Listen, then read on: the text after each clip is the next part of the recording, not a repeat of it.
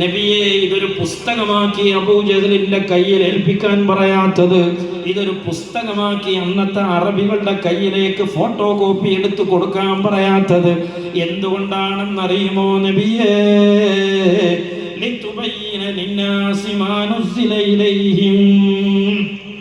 അങ്ങയിലേക്ക് അറബി ഭാഷയിൽ നമ്മൾ ഇറക്കുന്ന ഈ ആയത്ത് അറബി ഭാഷ അറിയുന്ന ആ നാട്ടുകാർക്കൊന്നും മനസ്സിലാവൂല നബിയെ. അങ്ങനെ ഭാഷ അറിഞ്ഞത് കൊണ്ട് വിലക്കത്ത് നോക്കിയിട്ട് കാര്യമില്ല, മനസ്സിലാവൂല. പിന്നെണ്ടോ ഞമ്മക്ക് ഈ മൗലൈമാര് കൊണ്ടുവരുന്ന പരിഭാഷ വായിച്ചിട്ട് ഖുർആൻ മനസ്സിലാകണേ? അപ്പൊ എന്താണ് മനസ്സിലാവൂല? പിന്നെ എന്ത് വേണം? നുബുവ്വത്തിന്റെ ജീവിതം കൊണ്ട് ഹബീബ് റസൂലുള്ളാഹി സ്വല്ലല്ലാഹു അലൈഹി വസല്ലം തങ്ങൾ അത് വ്യാഖ്യാനിച്ചു കൊടുക്കണം, ഹബീബായ തങ്ങൾ അത് വിശദീകരിച്ചു കൊടുക്കണം.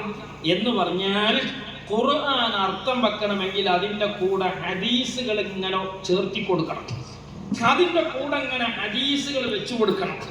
ഒരു ഹദീസ് ഒരാൾ നിഷേധിച്ചാൽ വിശുദ്ധ ഇസ്ലാമിലെ ഒരു ആശയത്തിൽ നിന്ന് അവൻ പുറത്തു പോകുകയാണ്.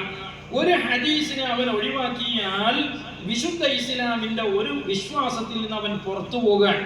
അപ്പൊ സുന്നിയും സുന്നി അല്ലാത്തവരും തമ്മിലുള്ള ഒന്നാമത്തെ വ്യത്യാസം എന്താ? സുന്നികളായ നമ്മൾ വിശ്വസിക്കുന്ന പല വിശ്വാസവും നമ്മൾ ചെയ്യുന്ന പല കർമ്മങ്ങളും എന്തുകൊണ്ടാണ് വഹാബികൾക്കും മൗദൂദികൾക്കും ഇല്ലാതെയായത്? അത് ഹദീസുകൾ സ്വീകരിക്കാത്തത് കൊണ്ടാണ്. നബി സല്ലല്ലാഹു അലൈഹി വസല്ലം തങ്ങളുടെ വ്യാഖ്യാനങ്ങളിലൂടെ പരിശുദ്ധമായ ഖുർആൻ മനസ്സിലാക്കാത്തത് കൊണ്ടാണ്. അഥവാ സിറാത്തുൽ മുസ്തഖീമിൽ നിന്ന് പുറത്ത് കടന്നുകൊണ്ട് ഖുർആനിനെ വായിച്ചത് കൊണ്ടാണ്. എന്ന് പറഞ്ഞാൽ ട്രാൻസ്ഫോമറിൽ നിന്ന് നേരിട്ട് വയറ് കുത്തിയപ്പോൾ ഉണ്ടായ മരണമാണ് വിശ്വാസപരമായി. അപ്പൊ നബി സല്ലല്ലാഹു അലൈഹി വസല്ലം തങ്ങളുടെ ഹദീസ് വെച്ചുകൊണ്ട് വേണം ഖുർആൻ മനസ്സിലാക്കാൻ. പക്ഷേ നബി സല്ലല്ലാഹു അലൈഹി വസല്ലം തങ്ങൾ എവിടെയാണ് ഈ ഹദീസൊക്കെ എഴുതി വെച്ചത്? ഹബീബായ തങ്ങൾ ഈ ഖുർആൻ എവിടെയാണ് എഴുതി വെച്ചത്? സഹോദരങ്ങളെ, റസൂലുള്ളാഹി പറയുന്നുണ്ട്, തറക്തു ഫീകും അംറൈനി ലം തദില്ലു മാ തമസ്സക്തും ബിഹിമാ കിതാബുല്ലാഹി വസുന്നത്തു റസൂലിഹി. ഈ ഉമ്മത്ത് പിഴച്ചു പോകാതിരിക്കാൻ, മുസ്ലിമീങ്ങൾക്കിടയിൽ ഭിന്നതയും പ്രശ്നങ്ങളും വരാതിരിക്കാൻ ഞാൻ രണ്ട് സംഗതി നിങ്ങളെ ഏൽപ്പിച്ചു പോവുകയാണ്. ഒന്ന് അല്ലാഹുവിന്റെ ഖുർആനാണ്, മറ്റൊന്ന് ആ ഖുർആനിന്റെ വ്യാഖ്യാനമായി നബി സല്ലല്ലാഹു അലൈഹി വസല്ലമ പറഞ്ഞു തന്ന വിശദീകരണങ്ങളാണ്.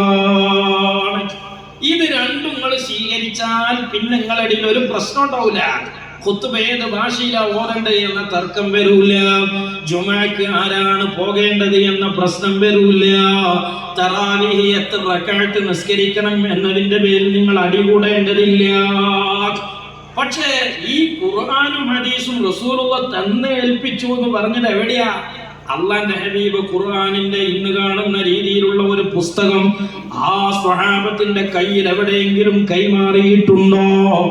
ഏതെങ്കിലും ഇന്ന് നമ്മൾ ബുക്ക് സ്റ്റാളിൽ നിന്ന് വാങ്ങുന്ന ബുഖാരി കിതാബിനെ പോലെ, മുസ്ലിം കിതാബിനെ പോലെ ഒരു ഹദീസിന്റെ കിതാബ് അല്ലെങ്കിൽ ഖുർആനിന്റെ തഫ്സീർ അള്ളാന്റെ ഹബീബ് ഒരു പുസ്തകമാക്കി എഴുതി വെച്ചിട്ടില്ല.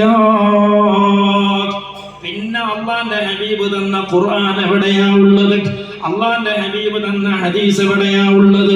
അസ്ഹാബി കന്നുജൂമി ഫബിഅയ്യിഹിം യഖ്തദൈതും യഖ്തദൈതും ഖാല റസൂലുള്ളാഹി സല്ലല്ലാഹു അലൈഹി വസല്ലം തങ്ങൾ പറയാണ്, ഞാൻ എന്റെ ഉമ്മത്തിലേക്ക് ഏൽപ്പിച്ചു തന്ന ഖുർആൻ, ഞാൻ എന്റെ സമുദായത്തിലേക്ക് ഭിന്നിക്കാതിരിക്കാൻ തന്നേൽപ്പിക്കുന്ന ഖുർആൻ, ആ ഖുർആൻ എവിടെയാണുള്ളത് എന്നറിയുമോ?